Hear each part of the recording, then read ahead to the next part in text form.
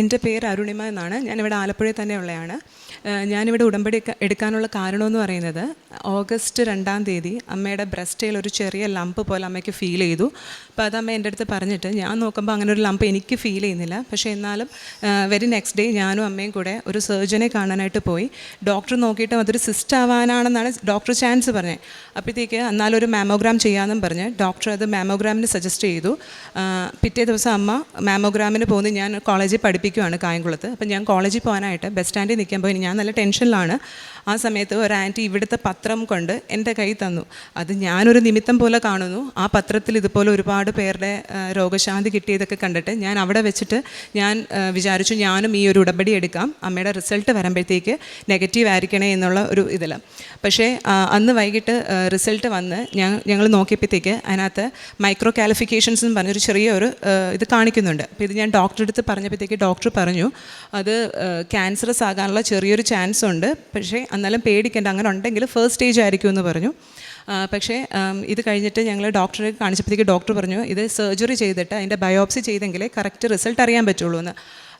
അങ്ങനെ ഞങ്ങൾ സെക്കൻഡ് ഒപ്പീനിയനായിട്ട് ഇവിടെ സാൻജോസ്, ആലപ്പുഴയിൽ തന്നെ ഒരു സാൻജോസിലെ ജനറൽ സർജൻ്റെ ഒരു ഒപ്പീനിയൻ എടുത്തപ്പോൾ ഡോക്ടറും നോക്കിയിട്ട് ഡയഗ്നോസ് ചെയ്തപ്പോഴത്തേക്ക് പറഞ്ഞത് അഥവാ ക്യാൻസറസ് ആണെങ്കിലും പേടിക്കേണ്ട, ഫസ്റ്റ് സ്റ്റേജ് ആണ്, എങ്ങോട്ടും സ്പ്രെഡ് ആയിട്ടില്ല. പക്ഷേ ഇങ്ങനെ ഈ മൈക്രോ കാലിഫിക്കേഷൻസ് കാണിക്കുന്നതുകൊണ്ട് അതിൻ്റെ ഒരു ചാൻസ് ഉണ്ട്, അതാണെന്ന് ഉറപ്പിക്കാൻ പറ്റില്ല. പക്ഷേ എന്നാലും നമുക്കൊരു ടെസ്റ്റ് FNACക്ക് വിടാമെന്ന് പറഞ്ഞു. കാരണം ടിഷ്യൂസ് അതിനകത്തുനിന്ന് കുത്തിയെടുത്തിട്ട് FNACക്ക് വിടാമെന്ന് പറഞ്ഞു. അങ്ങനെ ഞങ്ങൾ പിറ്റേ ദിവസം FNACക്ക് ചെല്ലാൻ പറഞ്ഞു. 5:30 ടൈം തന്ന്. ഞാൻ പിറ്റേ ദിവസം കോളേജിൽ നിന്ന് എനിക്കപ്പോൾ ലീവ് എടുക്കാൻ പറ്റാത്ത കൊണ്ടിട്ട് കോളേജിൽ പോയിട്ട് ഞാൻ വന്നപ്പോഴത്തേക്ക് തന്നെ 4:30 കഴിഞ്ഞു. പക്ഷേ 5:30 ഹോസ്പിറ്റലിൽ എത്തുകയും ചെയ്യണം. പക്ഷേ എന്നാലും ഞാൻ അമ്മയോട് പറഞ്ഞു നമുക്ക് ഇവിടെ വന്ന് പ്രാർത്ഥിച്ചിട്ട് അങ്ങോട്ടേക്ക് പോയി FNAC എടുക്കാം. എൻ്റെ മനസ്സിൽ അങ്ങനെ പറഞ്ഞുകൊണ്ട് ഞാനിവിടെ വന്നു. ഞാനും അമ്മയും കൂടെ പ്രാർത്ഥിച്ചു. എന്നിട്ട് ഇവിടെ ഒരു അവിടെ വെള്ളം ഉണ്ടല്ലോ, ആ വെള്ളം ഞാൻ അമ്മയെ കുടിപ്പിച്ചു.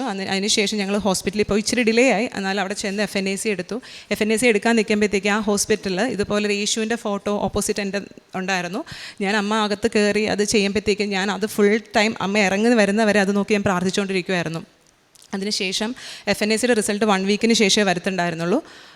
പിന്നെ ഓഗസ്റ്റ് 10-ാം തീയതി ഞാനും അമ്മയും കൂടി ഇവിടെ വന്നു, ഉടമ്പടി എടുത്തു.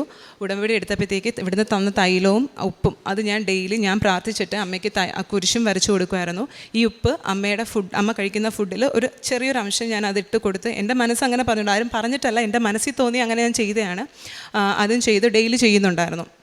അങ്ങനെ FNACയുടെ റിസൾട്ട് വന്നു. റിസൾട്ട് വന്നപ്പോഴത്തേക്ക് നെഗറ്റീവായിരുന്നു. അതെനിക്ക് ഭയങ്കര ഹാപ്പിനെസ് ആയിരുന്നു. പക്ഷേ എന്നാലും എനിക്കൊരു ടെൻഷൻ. അപ്പോൾ ഡോക്ടർ പറഞ്ഞു അത് സർജറി ഇപ്പോൾ വേണ്ട, ഒരു 1 ഇയർ കഴിഞ്ഞിട്ട് വേണം ഒന്നുകൂടി ടെസ്റ്റ് ചെയ്യാം, പക്ഷേ നെഗറ്റീവാണ്, പേടിക്കേണ്ടെന്ന് പറഞ്ഞു.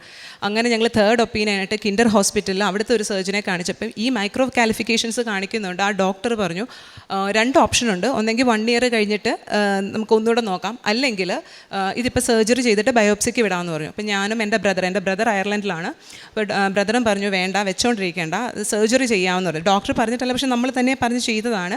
സർജറി ചെയ്തു. സർജറി ചെയ്തിട്ട് ഈ പറഞ്ഞ ബയോപ്സിയുടെ റിസൾട്ട് വരുമ്പോഴത്തേക്ക് 1 or 2 വീക്സ് കഴിയുമായിരുന്നു. ആ സമയത്തുമൊക്കെ സർജറിക്ക് പോകുമ്പോഴായിക്കോട്ടെ, വീട്ടിലുള്ള സമയത്തായിക്കോട്ടെ, ഞാൻ രാവിലെയും വൈകിട്ടും പ്രാർത്ഥിക്കുമ്പോൾ തന്നെ അമ്മയ്ക്ക് ഈ തൈലം വെച്ചിട്ട് കുരിശും വരയ്ക്കുമായിരുന്നു. പിന്നെ ഈ ഉപ്പ് അമ്മ ഫുഡ് കഴിക്കുന്നതിനകത്ത് ഞാൻ ഇടുമായിരുന്നു. ഈ സർജറിക്ക് അമ്മ കിൻഡറിൽ കയറുന്ന സമയത്ത് ഫുൾ ടൈം എൻ്റെ കയ്യിൽ ആ ഒരു കാശുരൂപം ഉണ്ടായിരുന്നു. ഞാൻ പ്രാർത്ഥിച്ചായിരുന്നു ഇരുന്നത്.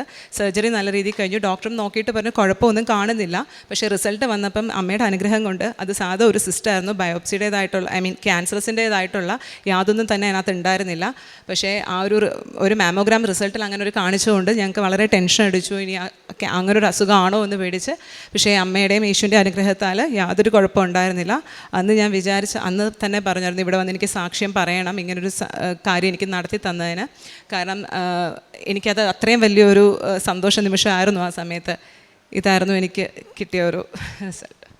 യോഹന്നാൻ 15:7 നിങ്ങൾ എന്നിൽ വസിക്കുകയും എൻ്റെ വാക്കുകൾ നിങ്ങളിൽ നിലനിൽക്കുകയും ചെയ്യുന്നെങ്കിൽ ഇഷ്ടമുള്ളത് ചോദിച്ചുകൊള്ളുക, നിങ്ങൾക്ക് ലഭിക്കും. ഇവിടെ ഡോക്ടർ ടെസ്റ്റ് ചെയ്യണമെന്ന് പറയുകയും ആദ്യത്തേതിൽ ക്യാൻസറിൻ്റെ ചെറിയൊരു അംശം കണ്ടുപിടിക്കുകയും പിന്നീട് അവർ ആ ഒരു സങ്കടവുമായിട്ട് പരിശുദ്ധ അമ്മയുടെ നടയിൽ വന്ന് പ്രാർത്ഥിക്കുകയും ചെയ്യുന്നു. ഉടമ്പടി എടുക്കുന്ന മക്കൾക്ക് ദുരിത സമയങ്ങളിൽ പരിശുദ്ധ അമ്മ നൽകുന്ന സാന്ത്വനം വളരെ വലുതാണ്. കനായിലെ കല്യാണ വിരുന്നിൽ വിജി തീർന്നുപോയ സമയത്ത് അമ്മ മാധ്യസ്ഥം വഹിച്ചവരെ സഹായിക്കുന്ന പോലെ തന്നെയാണ് ജീവിതത്തിൽ വീഞ്ഞു തീർന്ന മനുഷ്യരെ പോലെ നമ്മൾ അമ്മയുടെ അടുക്കിലേക്ക് എത്തുമ്പോൾ അമ്മ നമുക്ക് വേണ്ടിയിട്ട് മാധ്യസ്ഥം വഹിച്ച് സഹായിക്കുന്നത്. പരിശുദ്ധ അമ്മയിലൂടെ ദൈവം ഈ കുടുംബത്തിന് നൽകിയ എല്ലാ അനുഗ്രഹങ്ങൾക്കും കൈയടിച്ച് ദൈവത്തെ മഹത്വപ്പെടുത്താം. അത്യപൂർവ ദൈവാനുഭവങ്ങൾ ഇനി നിങ്ങൾക്കും സ്വന്തം. ഈ യൂട്യൂബ് ചാനൽ ഇതുവരെ സബ്സ്ക്രൈബ് ചെയ്തിട്ടില്ലെങ്കിൽ ഇപ്പോൾ തന്നെ സബ്സ്ക്രൈബ് ചെയ്യുക. ഈ വീഡിയോ ഇപ്പോൾ തന്നെ നിങ്ങളുടെ സുഹൃത്തുക്കൾക്ക് ഷെയർ ചെയ്തുകൊണ്ട് കർത്താവിൻ്റെ പ്രേക്ഷിതരാകുക.